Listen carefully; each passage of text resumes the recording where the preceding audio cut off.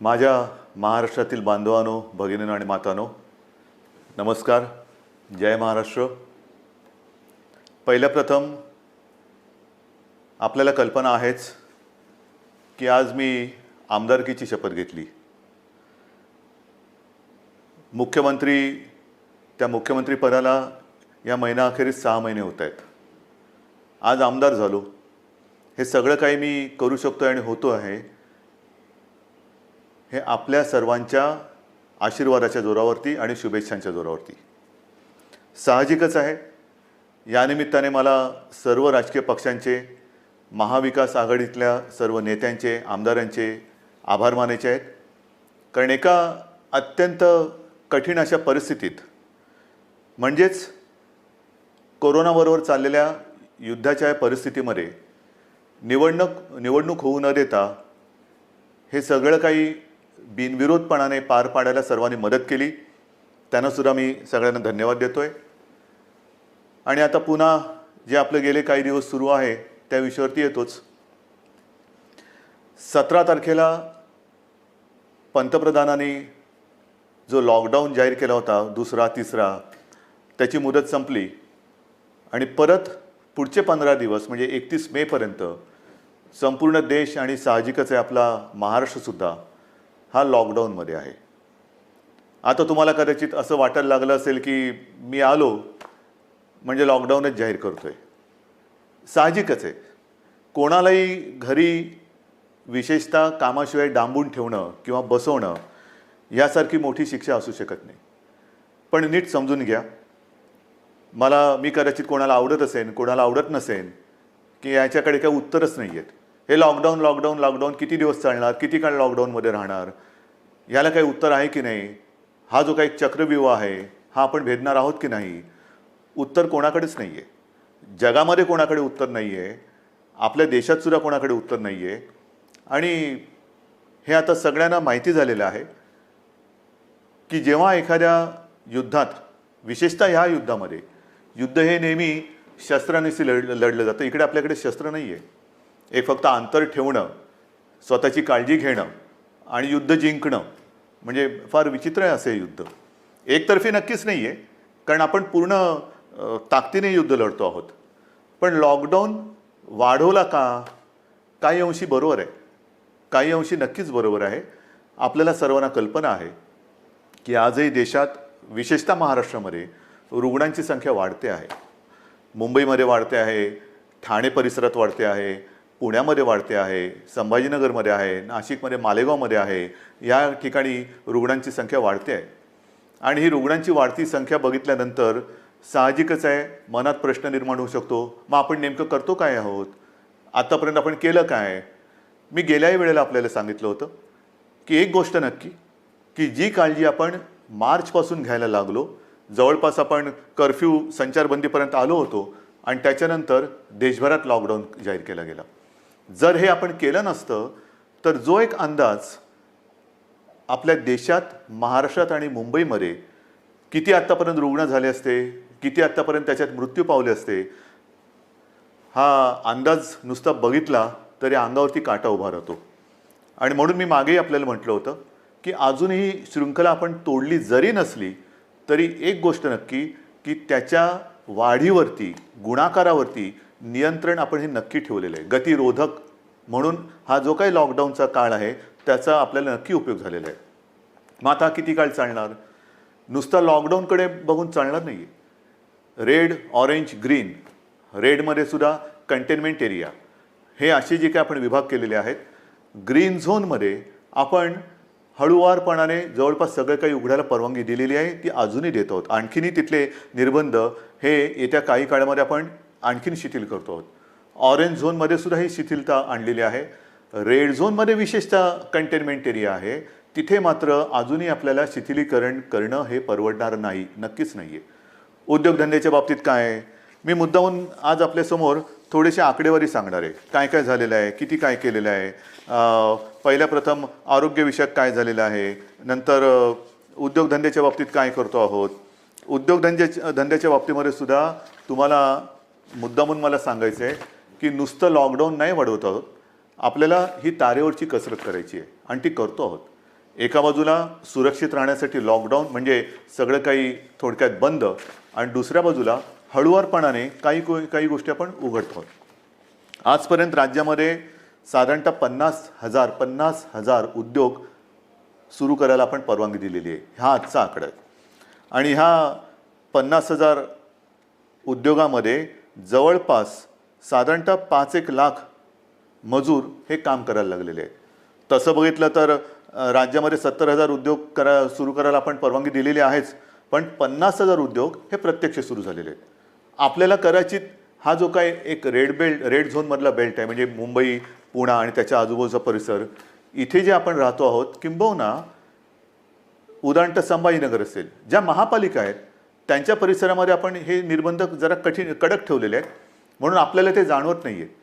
पण ह्या विभागामध्ये आपण उद्योगधंद्यांना परवानगी दिलेली आहेच, नक्की दिलेली आहे.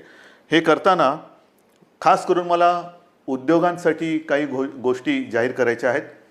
कारण सगळीकडे आता एक ठप्प, म्हणजे ज्याला आपण म्हणतो ना, पॉजचं बटन दाबलं गेले, जगच असं पॉज झालेलं आहे, सगळं ठप्प, काहीच होत नाही आहे, इकडची गाडी तिकडे होत नाही आहे.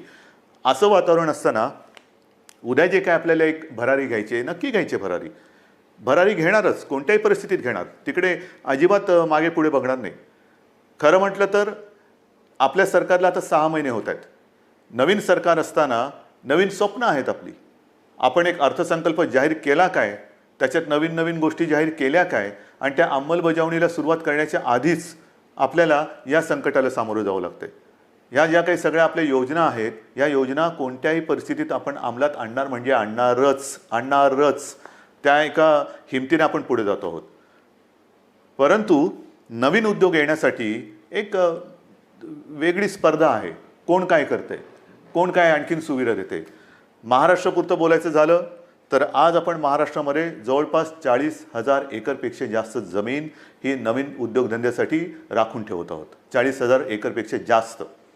त्याचप्रमाणे नवीन उद्योजक जे येणार आहेत, नवीन उद्योग जे परदेशातून येतील, किंवा आपले काही उद्योजक, आपले नवीन लोक काही नवीन उद्योग सुरू करू इच्छित असतील, ग्रीन इंडस्ट्रीज ज्याला आपण म्हणतो, म्हणजे प्रदूषण न करणाऱ्या इंडस्ट्रीज किंवा उद्योग, त्यांच्यासाठी सुरू करताना कोणत्याही अटीतटी त्यांना आपण ठेवणार नाही. परवानगीशिवाय तुम्ही उद्योग सुरू करा, फक्त अट एक, प्रदूषण करायचं नाही, अजिबात करायचं नाही. प्रदूषण करू नका, चला उद्योग सुरू करा, या आम्हाला पाहिजे, महाराष्ट्र तुमची वाट बघतोय. महाराष्ट्र हा नेहमी एक उद्योगशील आहे, सुधारणावादी आहे, म्हणून आपण नवीन जे उद्योजक येत आहेत त्यांच्यासाठी या अटीतटीचा सामना त्यांना करायला लागणार नाही, असं धोरण आपण बनवलेलं आहे. या नवीन उद्योजकांनो, या महाराष्ट्रामध्ये या. त्याचबरोबरीने साधारणतः पुढचे काही दिवस, म्हणजे असं म्हणतात की ह्या कोरोनानंतर जग बदललं जाणार आहे, नक्कीच बदललं जाईल. कदाचित हे नवीन उद्योजक येणार असतील, ते म्हणतील आम्ही येऊ इच्छितो, पण आम्हाला तुमच्याकडे जमीन विकत घ्यायला आत्ता आम्हाला परवडणार नाही. ठीक आहे, तुम्ही या, भाडेतत्वावरती जमीन तुम्हाला देतो, भाडेतत्वावरती जमीन देतो, या, तुम्हाला मूलभूत सुविधा असतील त्या तुम्हाला देतो, अटीतटीचा सामना तुम्हाला करावा लागणार नाही. पण या राज्यामध्ये नवीन उद्योग पर्व आपण सुरू करू. आणि त्याचबरोबरीने मला एक सांगायचं आहे की आत्तापर्यंत जिथे हे उद्योग आपण सुरू केलेत, आणि असं काही नाही आहे की रेड झोन म्हटल्यानंतर आता आयुष्य आपलं रेड झोनमध्ये जाणार आहे, नाही. आपल्यासमोर 2 मोठी आव्हानं आहेत, नक्कीच आहेत. एक म्हणजे जिथे या कोरोनाचा प्रादुर्भाव नाही असा ग्रीन झोन, तो ग्रीन झोन हा आपल्याला कोरोना विरहित ठेवायचा आहे, हे मोठं आव्हान आहे. तिकडे एकसुद्धा रुग्ण ग्रीन झोनमध्ये आपल्याला आता येऊ द्यायचं नाही, किंबहुना नवीन केस तिकडे आता आपल्याला तयार आपण काय असं घर बसल्या कोविड तयार करत नाही, पण होऊ द्यायची नाही आहे. त्याच्यामुळे ग्रीन झोन हा ग्रीन झोन म्हणून मेंटेन करणं, आणि रेड झोन जो आहे तो रेड झोन हा लवकरात लवकर ग्रीन झोनमध्ये त्याचं रूपांतर करणं. म्हणजे रेड झोनसुद्धा आपल्याला हळूहळू हा ग्रीन झोनमध्ये आणायचा आहे.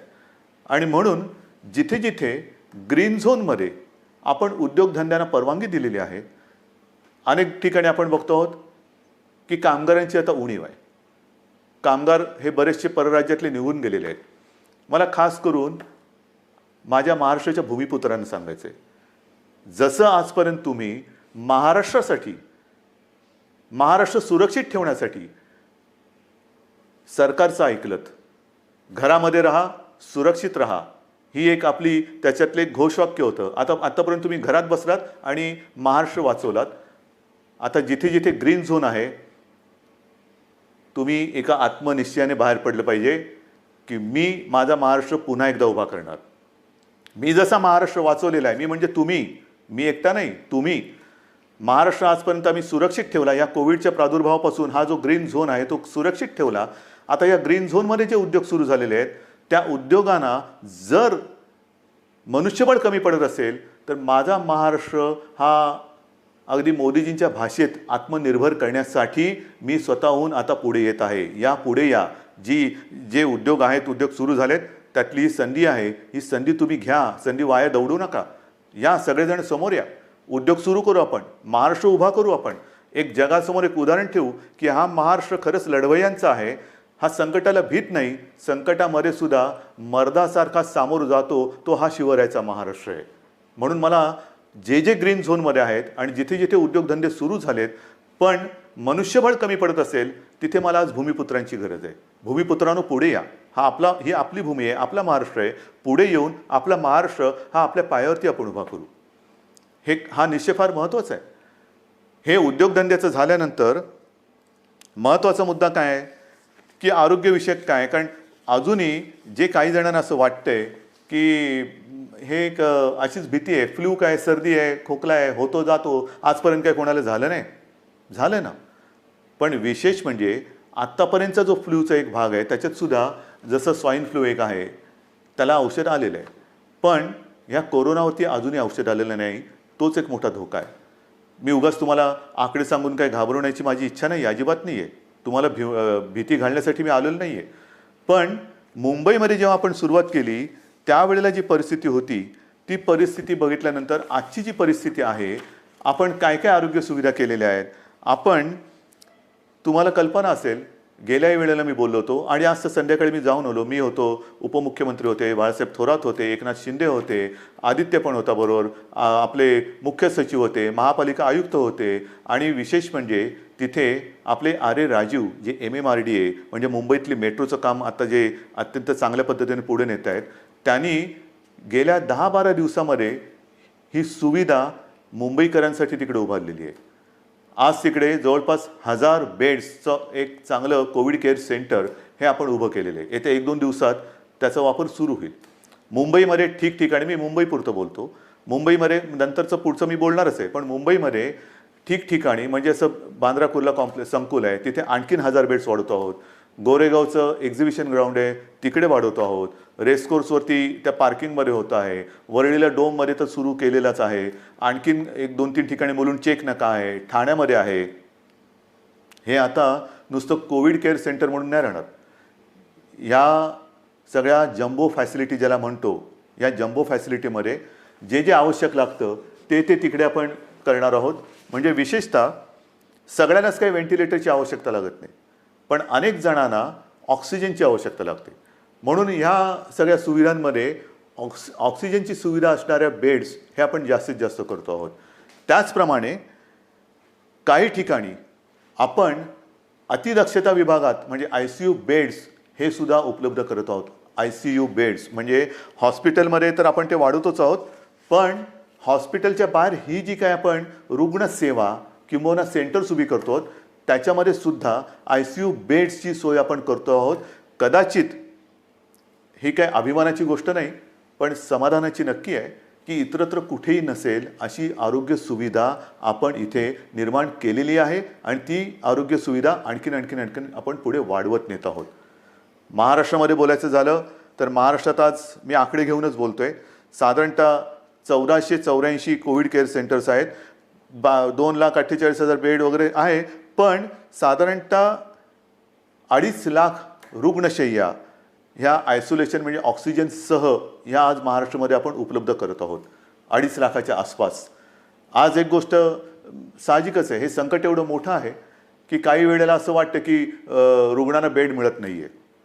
याचं कारण रुग्णांची थोडीशी संख्या ही वाढती अशी वाटत असली तरी देखील आज आपण स्वयंपूर्ण होण्यासाठी किंबहुना पुढच्या महिन्यात साधारणतः किती रुग्ण होऊ शकतील ह्याची एक दक्षता घेऊन आपण हीही सुविधा वाढवतो. डॉक्टर्स येत आहेत, नर्सेस येत आहेत. मध्यंतरी मी आपल्याला माहिती आहे कोविड योद्धा म्हणून सगळ्यांना एक आवाहन केलं होतं. त्याच्यातसुद्धा काही हजार लोक म्हणजे महिला पुरुष हे मदतीसाठी धावून आलेले आहेत. मला अजूनही पाहिजेत. ह्याचं कारण का? कारण नवीन सुद्धा जे आलेले आहेत ते आणि आत्ता आहेत ते, जसं गेल्या वेळेला मी आपल्याला बोललो होतो की पोलीस थकत आहेत, पोलीस आजारी पडत आहेत. काल परवा एका चांगल्या अधिकारीचा मृत्यू झालेला आहे. त्याच्यानंतर गडचिरोलीमध्ये नक्षलवाद्यांशी लढता 2 पोलीस आपले तिकडे शहीद झालेले आहेत.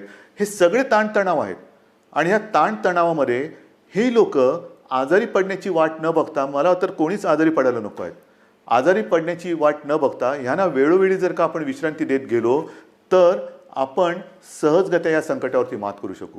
म्हणून मला अजूनही कोविड योद्धा पाहिजेत.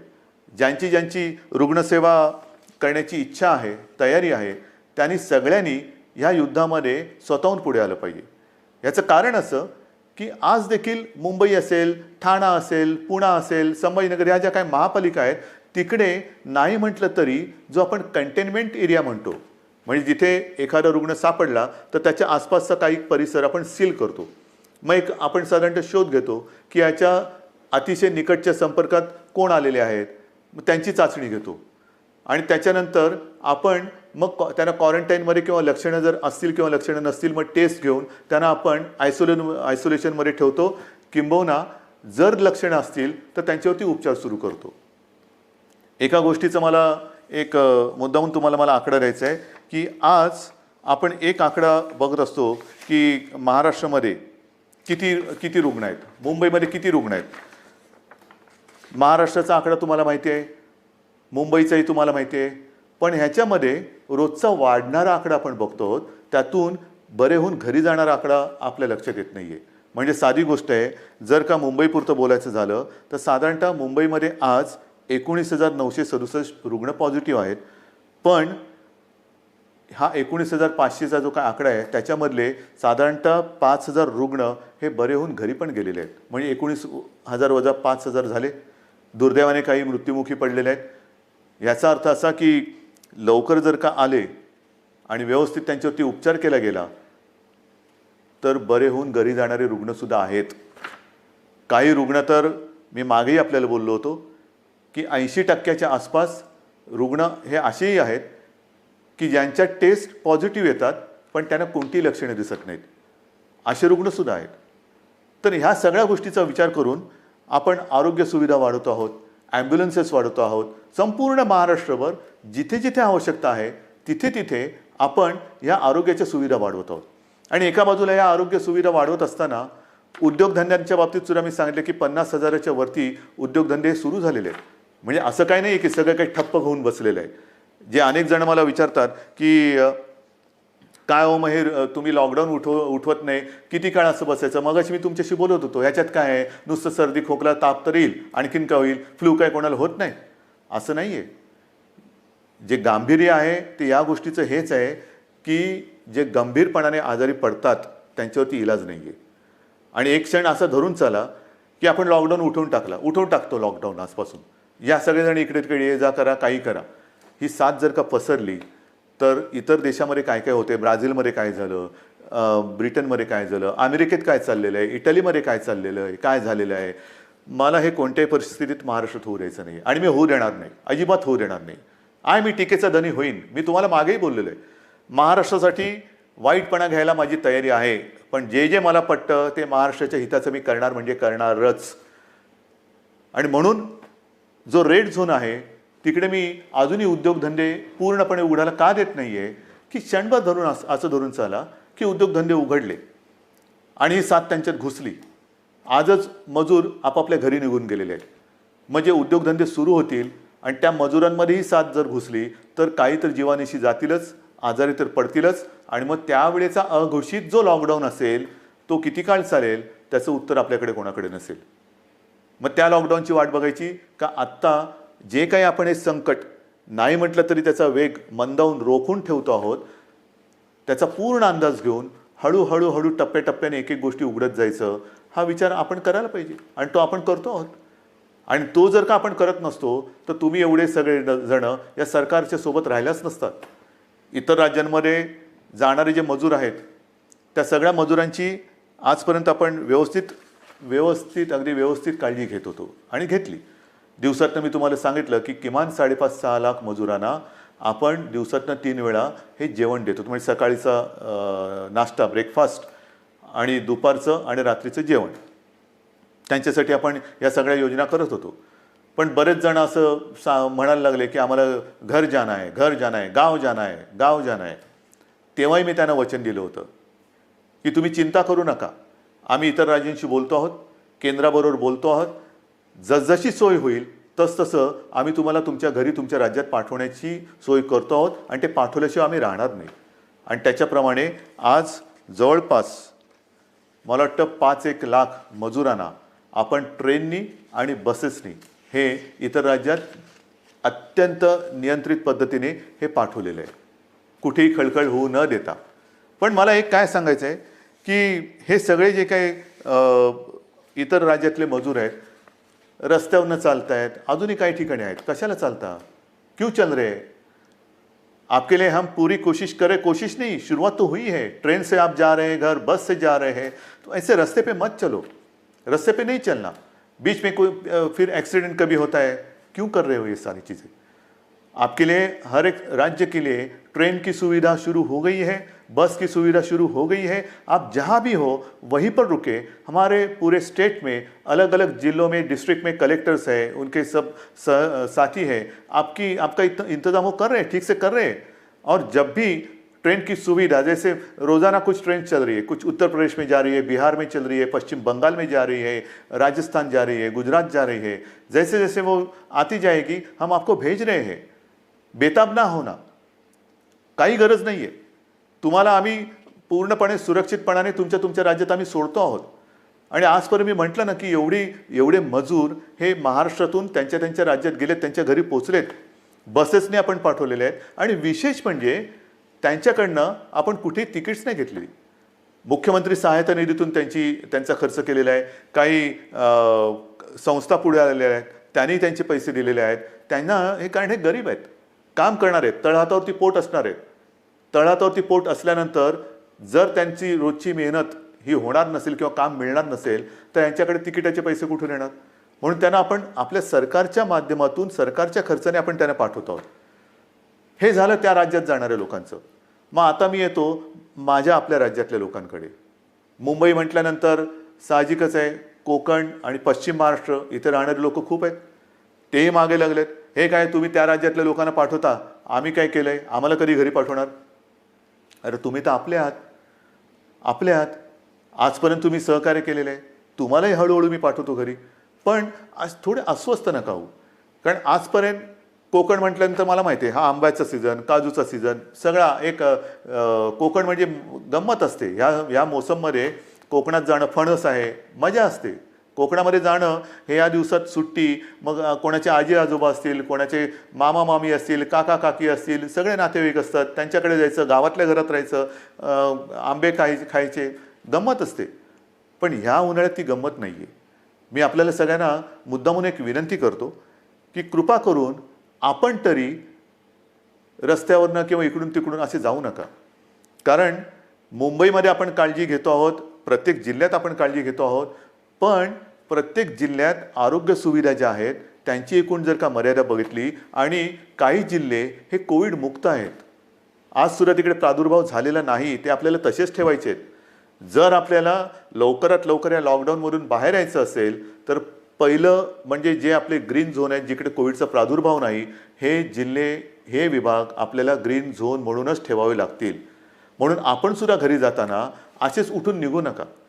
आपल्याला सुद्धा जर जायचं असेल, खरंच पहिलं जायचं आहे का थोडे दिवस थांबून आपण जाऊ शकता, थोडा धीर धरला तर सगळ्यांनाच बरं होईल. आपण इथून तिथे जाणार, काही ठिकाणी जसं आता उदाहरणार्थ रत्नागिरी आहे, इतर काही ठिकाणी आहेत, इथे आपल्याकडनं काही गेलेले लोक आहेत, ते पॉझिटिव्ह निघाले. झालं, एक केस तिकडे आली, मग तिकडे पुन्हा ते कंटेनमेंट झोन आला, हे आलं, ते झालं. म्हणजे आत्तापर्यंत जिकडे काही नाही आहे तिकडे हा सगळा नसता खटोटोप आला. तर म्हणून मला असं वाटतं थोडंसं धीराने जाऊया. एक नियंत्रित पद्धतीने जसं आपण इतर लोकांना पाठवतो आहोत परराज्यातले काही लोक आपण आपल्याकडे घेतो आहोत. आता तर परदेशातून आपल्याकडे येणारी लोकंसुद्धा सुरू झालेली आहेत. हळूहळू आता जग हालचाल करायला लागलंय. असं काय नाही की सगळे ठप्प बसलेत. परदेशातली लोक आपल्याकडे परत येत आहेत. आपल्याकडची काही जी अडकलेली लोक ती परदेशात त्यांच्या देशात जात आहेत. रोजची थोडी विमानं सुरू झालेली आहेत. पण इथले तिथे आणि तिथले इथे आल्यानंतर क्वारंटाईन म्हणजे विलगीकरण हे फार महत्त्वाचं आहे. विलगीकरण, कारण आपण जर का कळत नकळत हा व्हायरस आपल्यासोबत नेत असू तर आपल्यापासून, मी जसं मगाशी म्हटलं ना की काही जणांना ह्याचा प्रादुर्भाव झाला आहे पण लक्षातही येत नाही एवढं चांगल्या पद्धतीने ते त्याचा प्रतिकार करतायत. म्हणजे लक्षणं नाही आहेत आणि कोणत्याही औषधाशिवाय ते बरेही होत आहेत. परंतु त्यांना जरी काही झालं नाही आणि होऊ नयेच तरी वाहक म्हणून ते काम करू शकतात. म्हणजे त्यांना काही नाही झालं आणि गेला घरी आणि कळत नकळत व्हायरसचा प्रादुर्भाव झाला असेल तर तो तिकडे दिला व्हायरस, म्हणजे तो इकडचा व्हायरस तिकडे गेला आणि जो तिथे नाही आहे तो पसरून ठेवला. म्हणून मला माझ्या खास करून कोकणातील बांधवांना, माता भगिनींना सगळ्यांनाच सांगायचं आहे, पश्चिम महाराष्ट्रातल्या सगळ्या बांधवांना भगिनींना सांगायचं आहे की कृपा करून घाई गडबड करू नका, अस्वस्थ होऊ नका. हे थोड्या काळापुरती ही परिस्थिती आहे, तिच्यावरती आपण मात करतो आहोत, मात करणार आहोत. आपले कुटुंबीय आहेत, आप्तजन आहेत, त्यांच्या सुरक्षेसाठी जर का आपण आपलं हे जाणं थोडंसं थांबवलं आणि काही दिवसानंतर जर जाण्याचा विचार केला तर महाराष्ट्रावरती, तुमच्या कुटुंबियांवरती फार मोठे उपकार आपले होतील. म्हणून कुठेही अस्वस्थ होऊन लगेचच्या लगेच जर जाण्याची गरज नसेल तर पुन्हा मी सांगतो की कृपा करून आपल्या घरी जाण्याची म्हणजे गावी जाण्याची घाई करू नका. आता पुन्हा मी थोडंसं एक सांगणार आहे की अनेक जण आता म्हणायला लागलेले आहेत की कोरोनासोबत जगायला शिका. म्हणजे काय करायचं? आमची तयारी आहे कोरोनासोबत जगायची, पण कोरोनाची तयारी का आम्हाला त्याच्यासोबत जगू द्यायची? कोरोना जर का तयार नसेल तर आपण कसं त्याच्यासोबत जगणार? पण हे जगणं जर का अनिवार्य असेल तर काही गोष्टी, म्हणजे कोरोनानंतर जग बदलेल, नक्की बदलेल. काय बदलेल? तर कोरोनानंतर आपल्याला जसं आपण म्हणतो ना की आजपर्यंत घरात राहा आणि सुरक्षित राहा, आता आपल्याला नवीन एक वाक्य घ्यावं लागेल. घरात राहा, सुरक्षित राहा हे झालं, पण घराबाहेर राहताना सावध राहा. नेहमी आपल्याला एक सावधानता बाळगायला पाहिजे. म्हणजे ओघाने आलंच हात धुणं. अनेक ठिकाणी मी असंच बघितलेलं आहे, कारण उन्हाळा आहे, घाम तर येतोच, मग आपण काय करतो, मास्क बाजूला करतो आणि हाताने रुमालाने तोंड पुसतो, बाजूला ठेवतो. तोच धोका आहे. पहिली गोष्ट, हात सतत धुत राहायचं. कारण नसताना किंबहुना शक्यतोवर तोंडाला, चेहऱ्याला हात लावायचाच नाही. कारण हा जो व्हायरस आहे अजूनही त्याच्यावरती संशोधन सुरू आहे. किती काळ कुठल्या पृष्ठभागावर तो किती काळ जिवंत राहू शकतो. समजा एखाद्याच्या शिंकेतनं, खोकल्यातनं, बोलण्याच्या एका त्या तुषारातून तो कुठे पडला असेल, त्याला हात लागला आणि तो कळत नकळत पुन्हा आपल्या डोळ्याला लागला तर डोळ्यातनं तो शरीरात जाऊ शकतो, नाकाला लागला, तोंडाला लागला. म्हणून ह्या ज्या काही गोष्टी आहेत ह्या आपल्याला अशाच ठेवून पुढचे काही दिवस, काही महिने हे सावधतेने राहावंच लागेल. या सगळ्या ज्या गोष्टी मी तुम्हाला सांगतो आहे, या गोष्टी ह्या फार महत्त्वाच्या आहेत. इतके दिवस तुम्ही जी शिस्त पाळली ती शिस्त मला थोडी जास्त पाहिजे, कडक पाहिजे. कारण आज देखील जो कंटेनमेंट एरिया आहे किंवा रेड झोन आहे, कारण नसताना लोक बाहेर पडत आहेत. नका पडू. त्याच्यानंतर अजून देखील धार्मिक सण, उत्सव, धार्मिक जमाव यांना कुठेही परवानगी आपण दिलेली नाही, देऊ शकत नाही. कारण जेवढी गर्दी होईल तेवढा हा धोका अधिक वाढणार आहे, अधिक पसरणार आहे. आणि म्हणून सावध राहामध्ये दोन हात अंतर ठेवून, 2 हात दूर राहिलेलं बरं. तसं 2 हात दूर राहून एकमेकापासून आपल्याला राहायचं आहे. तोंडावरती मास्क तर लावायचा आहे, हात सतत धुवायचे आहेत. आणि सरकारच्या सूचना, म्हणजे 31 तारखेपर्यंत जरी लॉकडाऊन हा असा असला तरी हा गतिरोधक आहे. आजपर्यंत ग्रीन झोनमध्ये जवळपास सगळी बंधने आपण शिथिल केलेली आहेत. महत्त्वाचा मुद्दा, या ठिकाणी आता हळूवारपणाने काही दुकानंसुद्धा आपण उघडायला परवानगी देऊ येत्या काही काळामध्ये. कोणतीही गोष्ट ही सुरू करण्यापूर्वी आम्ही असं ठरवलं आहे, सरकारने असं ठरवलेलं आहे की जनतेला पूर्ण कल्पना द्यायची. कारण काही गोष्टी तुम्हाला कल्पना आहे, आपण उघडायला परवानगी दिली आणि ही जी काही झुंबड उडाली पुन्हा सगळं बंद करावं लागलं. काही देशांमध्ये हेही झालेलं आहे की लॉकडाऊन उठवला, झुंबड उडाली, साथ वाढल्यानंतर पुन्हा सगळं बंद करावं लागलं. तसं नाही करायचं. आपल्याला शांतपणाने एखादी गोष्ट आपण सुरू करू, ती सुरूच ठेवायची आहे. एखादी गोष्ट म्हणजे जसं मार्केट असेल, दुकानं असतील, आणखीन काही गोष्टी असतील, उद्योगधंदे असतील, एवढ्या शिस्तीने ते आपल्याला पुढे चालवायचे आहेत की एकदा सुरू केलेली गोष्ट पुन्हा थांबवण्याची वेळ येता कामा नये. आणि म्हणून तुम्हाला मी मध्ये मध्ये सूचना देत राहीन. काही काही गोष्टी सुरू करण्यापूर्वी, जसं आता उदाहरणार्थ आज 18 तारीख गेली, जून महिना म्हणजे शैक्षणिक वर्ष सुरू होणार. अजूनही काही जणांच्या परीक्षा राहिलेल्या आहेत. परीक्षांचं काय करणार, शाळा कशा सुरू करणार, शैक्षणिक वर्ष सुरू कसं करणार, ऑनलाईन सुरू करणार का प्रत्यक्ष शाळा सुरू करणार, हे सगळे मोठे विषय आहेत, मोठे विषय आहेत. आणि कोणत्याही परिस्थितीत शैक्षणिक वर्ष आपल्याला वाया जाऊ द्यायचं नाही, जाऊ देऊच शकत नाही आपण. शाळा कशा सुरू करायच्या, त्याच्यात खबरदारी काय घ्यायची, शिक्षण कसं सुरू करायचं, शाळा कॉलेजेस आली, ॲडमिशन्स आल्या, कशा करायच्या, कुठे आपण काय करू शकतो, याही विषयी आपला विचार सुरू आहे.